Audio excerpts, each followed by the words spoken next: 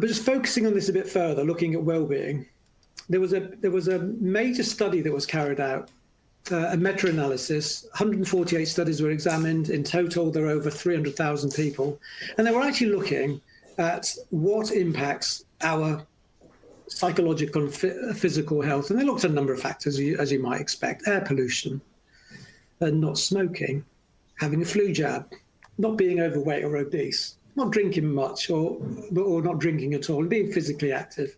Kind of, you know what, the obvious things.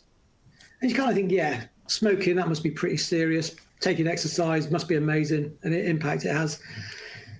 Keeping yourself in shape, not being overweight. They are all highly significant. In fact, what they found was, over and above all of those, the number one factor which had the biggest impact in terms of people's mortality risk and health, both physical and psychological, was actually being socially connected with other people. And we underestimate this. There was another study that was carried out which actually found that we will think the other things are more important for our physical and psychological health, and we far underestimate this, even though it's the number one factor.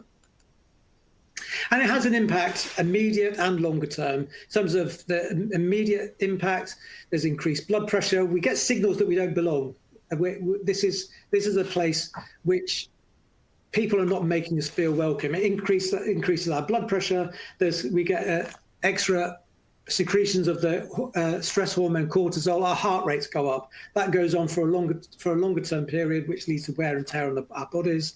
Our working memory is affected, because actually we start to try to figure out what's going on around us. So what's going on? And these signals are small, remember. So part of it is that I feel excluded, but these gestures are tiny. Is it them? Is it me? And it leads to increased rumination, which then means we've got less cognitive capacity for the task that we've got to do immediately. And longer term, it has an impact in terms of goal setting, in terms of setting the goals, persisting with them and achieving them.